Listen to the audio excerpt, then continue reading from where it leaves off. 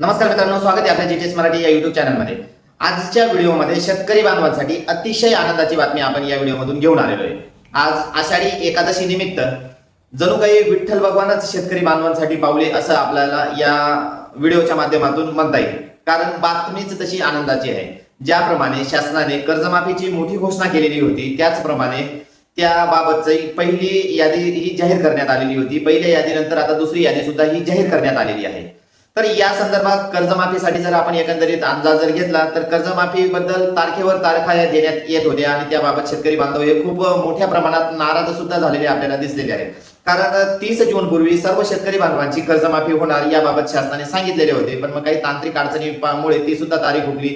त्यानंतर जूनच्या पहिल्या आठवड्यात त्या याद्या येतील या संदर्भात सांगण्यात आलेलं होतं, पण मग त्यावेळेस सुद्धा ती तारीख सुद्धा काही तांत्रिक अडचणीमुळे त्या दिवशी सुद्धा ते जाहीर करण्यात आलेले नाही। आणि त्याचबाबत वारंवार जे इन्कम टॅक्स भरणारे जे शेतकरी आहेत त्यांचा डाटा हा केंद्र शासनाकडून मागवण्याची प्रोसेस चालू असण्याचं कारण सांगून कर्जमाफीची प्रोसेस ही खूप सारी लांबणीवर जात होती। पण अजितदादा यांच्या वाढदिवसाच्या निमित्त पहिली यादी ही जाहीर करण्यात येईल याबाबत सांगण्यात आलेलं होतं आणि त्या संदर्भात सुद्धा जवळपास फक्त 553 शेतकरी बांधवांची ही यादी अजितदादा पवार यांच्या वाढदिवसानिमित्त जाहीर सुद्धा करण्यात आलेली होती। फक्त 553 लोकांची यादी जाहीर झाल्यामुळे त्या दिवशी सुद्धा शेतकरी बांधवांना एक नाराजीचाच सूर उमटत होता। तर शेतकरी बांधवांना त्या संदर्भात आपली कर्जमाफी होईल किंवा नाही, शेतकरी आपल्या ज्या घोषणा दिलेल्या आहेत किंवा जी आश्वासनं दिलेली आहेत ते पूर्ण करेल का नाही याबाबत साशंकता निर्माण होत होती, किंवा ती आपली कर्जमाफी कधी होईल याबाबत खूप साऱ्या शेतकरी बांधवांना प्रश्न पडत होते। पण आज आषाढी एकादशीच्या आदल्या दिवशी म्हणजे जवळपास 16 लाखांपेक्षा अधिक शेतकरी बांधवांची कर्जमाफीची दुसरी यादी ही आलेली आहे आणि त्याबाबत ते अपडेशनचं काम सुद्धा चालू आहे। आता बऱ्याच शेतकरी बांधवांकडून वारंवार हे विचारण्यात येते की सर यादी आली हे सर्वीकडे आपण बघतोय, पण मग यादी आली, आपलं नाव त्यात आलं किंवा नाही हे आपण कसं चेक करायचंय किंवा आपल्याला ते कुठं मिळेल याबाबत वारंवार काही कमेंटच्या माध्यमातून काही फोन कॉलच्या माध्यमातून विचारण्यात येते। तर त्याबाबत खुलासा करण्यासाठीच मी हा व्हिडिओ बनवण्याचा प्रयत्न करतोय।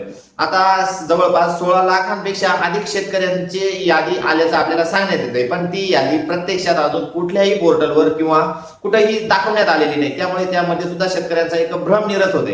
पण याबाबत नाराज होण्याची कुठेही गरज नाही। तुम्ही आपला जवळचा आधार नंबर घेऊन आपल्या जवळच्या महा ऑनलाईन सेंटरवर जर गेला तर त्या ठिकाणी आपल्याला पुण्यश्लोक अहिल्यादेवी होळकर कर्जमाफी योजना 2026 टॅब हे त्या ठिकाणी देण्यात आलेले आहे आणि त्या टॅबवर जाऊन आपला आधार नंबर टाकल्यानंतर आपण जर कर्जमाफीत नाव आलेलं असेल किंवा आपण जर कर्जमाफीत बसत असू तर आपला पूर्ण डाटा तिथे केवायसी साठी आपल्याला ओपन दिसतोय। म्हणजे ज्या शेतकरी बांधवांना आपलं नाव आलं आहे किंवा नाही हे जर चेक करायचं असेल तर आजच आपल्या जवळच्या महा ऑनलाईन सेंटरवर आपला आधार क्रमांक घेऊन जाऊन आपली कर्जमाफीसाठी आपण पात्र झालो आहोत किंवा नाही हे त्या ठिकाणी आपण चेक करू शकतो। महा ऑनलाईन सेंटरवर गेल्यानंतर आपल्याला एक विशिष्ट क्रमांक आणि आधार क्रमांक याच्याने लॉग इन केल्यानंतर आपला डाटा हा त्या ठिकाणी दिसत असतो, पण याद्या आल्यानंतरच आपल्याला तो विशिष्ट क्रमांक हा मिळणार आहे। सध्या फक्त आपला आधार नंबर त्या ठिकाणी टाकल्यानंतर सर्च बॉक्सवर क्लिक केल्यानंतर जर तुम्ही पहिल्या आणि दुसऱ्या यादीत जर आपलं नाव आलं असेल तर तुमचा पूर्ण डाटा त्या ठिकाणी ओपन होणार आहे। म्हणजे तुमचं नाव त्या ठिकाणी दिसेल, कोणत्या बँकेकडून तुम्ही कर्ज घेतलेले आहे, आज रोजीचं ते व्याजासह रक्कम किती आणि पुढची केवायसीची प्रोसेस लगेच तुम्हाला त्या ठिकाणी दिसेल आणि त्या ठिकाणी आपल्याला लगेच केवायसी करून अगदी निधी उपलब्ध झाल्याबरोबर तो आपल्या बँकेत जमा होणार आहे आणि या पद्धतीने तुमची कर्जमाफी होणार आहे। एकंदरीत आज आषाढी एकादशी निमित्त अगदी विठ्ठल भगवान पावल्यासारखीच भावना शेतकरी बांधवांमध्ये या ठिकाणी दिसते। याबद्दल आपण शासनाचे सुद्धा आभार मानूया आणि अजूनही जवळपास खूप सारे शेतकरी बांधव यापासून वंचित आहेत, तर त्यांचं सुद्धा लवकरात लवकर नाव हे कर्जमाफीच्या यादीत यावं हे आपण विठ्ठल भगवान यांच्याकडे प्रार्थना करूया। धन्यवाद मित्रांनो।